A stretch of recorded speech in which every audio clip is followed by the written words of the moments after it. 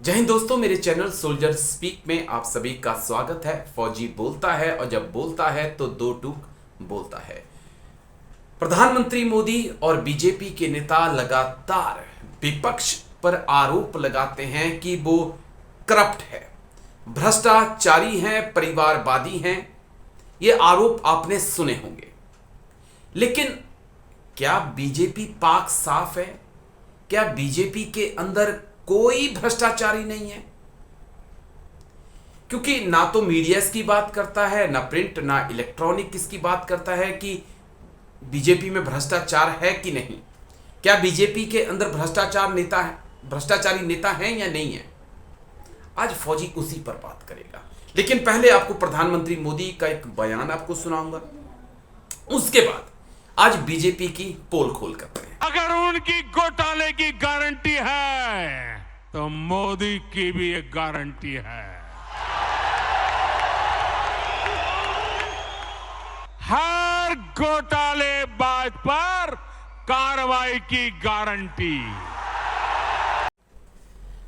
चलिए शुरुआत करते हैं कि क्या बीजेपी में अंदर भ्रष्टाचार नहीं है। क्योंकि आजकल एक चीज बहुत पॉपुलर हो रही है कि washing machine, Modi washing machine, एक ऐसी वॉशिंग मशीन जिसके अंदर भ्रष्टाचारियों को डालो और पाक साफ करके उनको निकाल लो, और फिर जाके मंच से यह भी बोल दो कि देखिए वो भ्रष्टाचारी हैं और हम ईमानदारी हैं।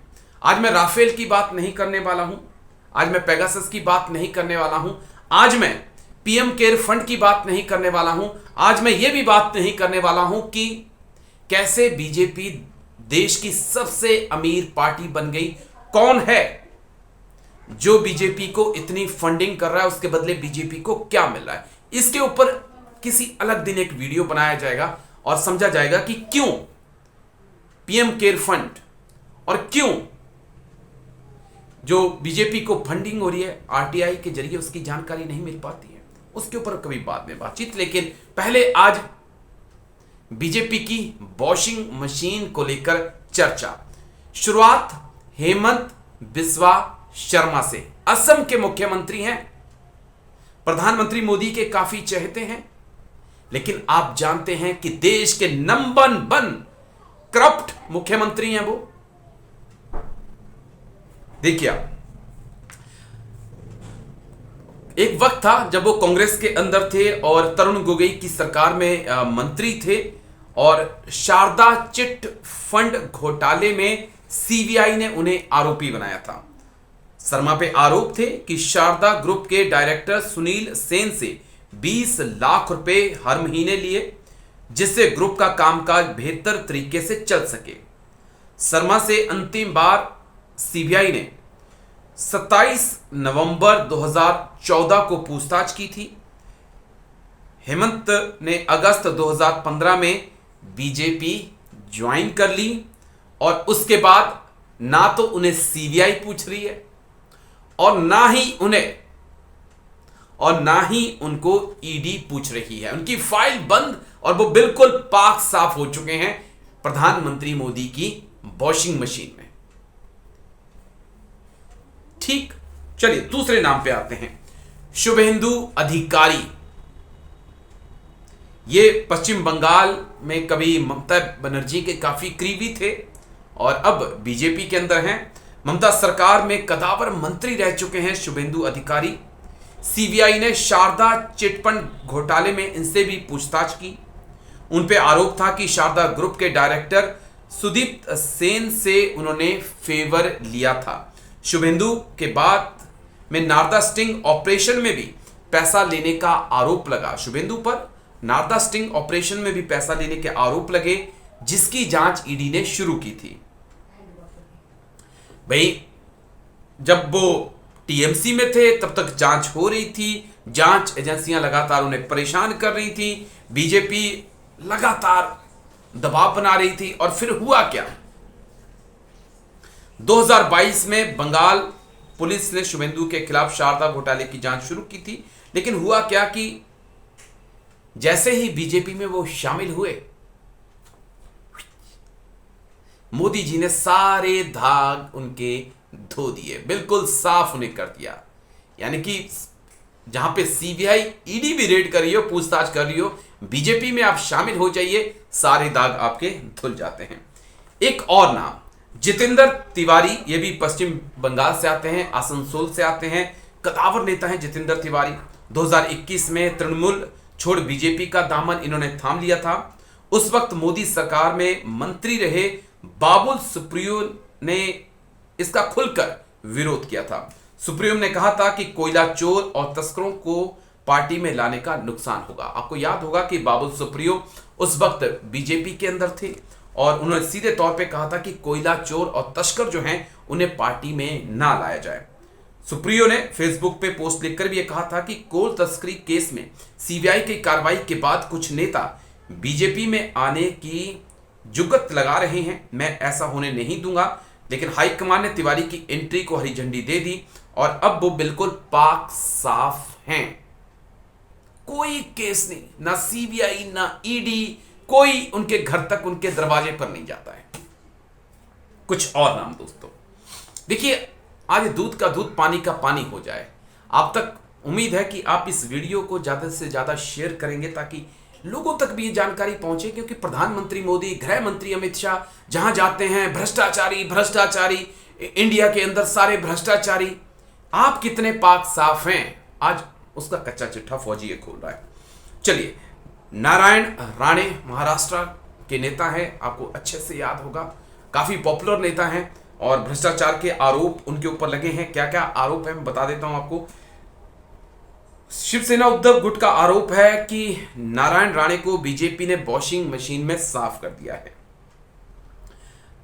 राणे मोदी कैबिनेट में मंत्री भी हैं। बीजेपी नेता किरीट सोमैया ने उन पर आदर्श सोसाइटी मामले में हेरफेर का आरोप लगाया था। किरीट सोमैया, जिनका वीडियो कुछ दिन पहले वायरल हुआ था। दरअसल साल 2012 में सोमैया ने सीबीआई को 1300 पन्नों का एक दस्तावेज सौंपा था। साल 2017 में किरीट सोमैया ने ईडी को पत्र लिखकर नारायण राणे की संपत्ति जांच करने की मांग की थी। सोमैया ने कहा था कि राणे मनी लॉन्ड्रिंग कर अपना पैसा सफेद कर रहे हैं। साल 2019 में नारायण राणे बीजेपी में शामिल हो गए, उन्हें केंद्र में मंत्री बना दिया गया और शिवसेना उद्धव गुट का आरोप है कि राणे को लेकर सीबीआई और ईडी ने अपनी जांच बंद कर दी। आरोप की क्या बात है, दिखता ही है। कभी सुना आपने कि ईडी नारायण राणे या सीबीआई नारायण राणे के घर जा रही है, उनसे पूछताछ कर रही है, दस्तावेज लिए गए, उनकी फाइल खोल दी गई है।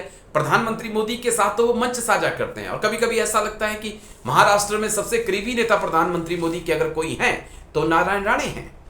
कैबिनेट में जगह दे रखी है भाई।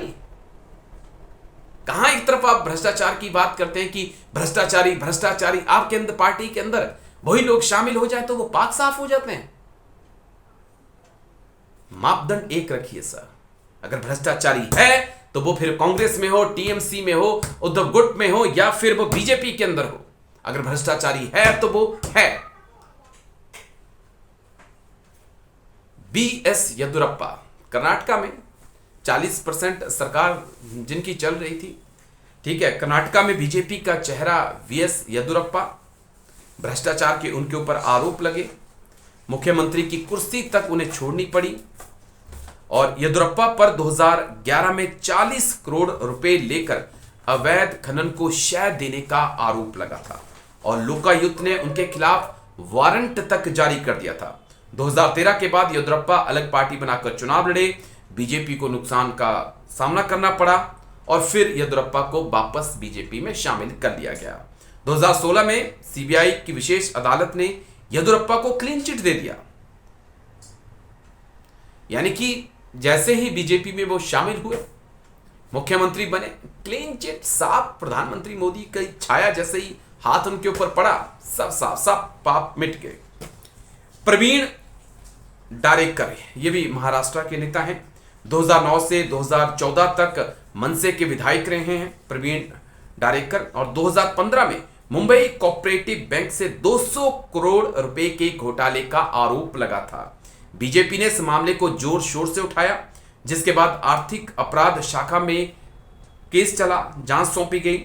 2016 में डायरेक्टर जो हैं बीजेपी में शामिल हो गए और विधान परिषद पहुंच गए। 2022 में आर्थिक अपराध शाखा ने उन्हें क्लीन चिट दे दी।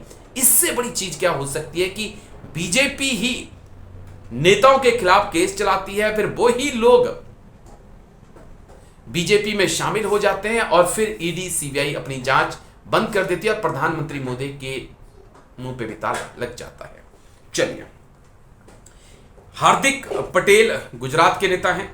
पाटीदार आंदोलन के नेता हार्दिक पटेल पर बीजेपी सरकार के दौरान राजद्रोह का केस दर्ज किया गया था। हार्दिक को इसकी वजह से तड़ीपार भी रहना पड़ा। हार्दिक पर 20 केस दर्ज किए गए और गुजरात चुनाव से पहले वो बीजेपी में शामिल हो गए और राजद्रोह का केस जो है वो भी हट गया और अब आराम से विधायक बन गए हैं, जिंदगी अपनी गुजार रहे हैं और कोई टेंशन नहीं है क्योंकि प्रधानमंत्री मोदी का हाथ उनके ऊपर है। ये बातें तो हो गई, लेकिन कुछ और नाम भी हैं, चौंकाने वाले नाम। देखिए, अजीत पवार का नाम तो आपने सुना होगा, महाराष्ट्र के नए नए डिप्टी सीएम बने हैं। देखिए, उनका अजीत पवार हैं, महाराष्ट्र के कदावर नेता हैं। 70,000 करोड़ रुपए के सिंचाई घोटाले का आरोप 2014 से पहले बीजेपी उनके ऊपर लगाती थी। इस मामले में ईओडब्ल्यू को जांच सौंपी गई। अजीत पवार को लेकर बीजेपी नेता देवेंद्र फडणवीस का एक वीडियो भी वायरल हुआ था, अजीत चक्की पीसिंग चक्की पीसिंग चक्की पीसिंग। और अब बताइए कि वही अजीत पवार बीजेपी में शामिल होकर महाराष्ट्र के डिप्टी सीएम बन चुके हैं दूसरी बार। पहले भी एक बार रात को बने थे सुबह 5 बजे, याद होगा आपको, नहीं याद होगा तो खंगालिएगा, वो वीडियो भी आपको मिल जाएगा। तो ये वो हालत है। देखिए, हाथी के दांत खाने के और दिखाने के और होते हैं। तो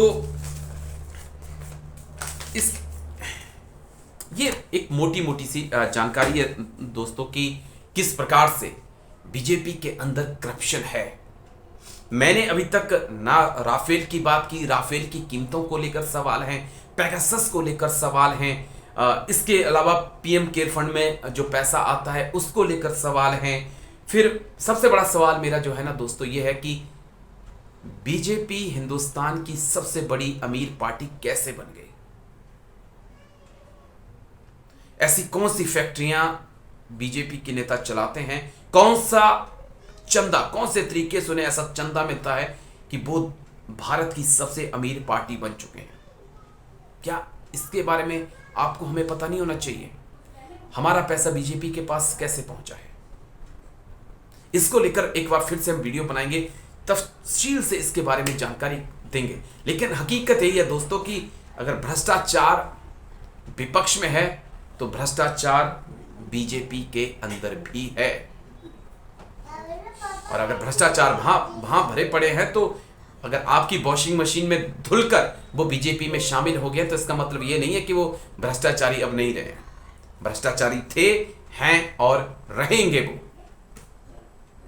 तो यही है कि हाथी के दांत खाने के और दिखाने के और।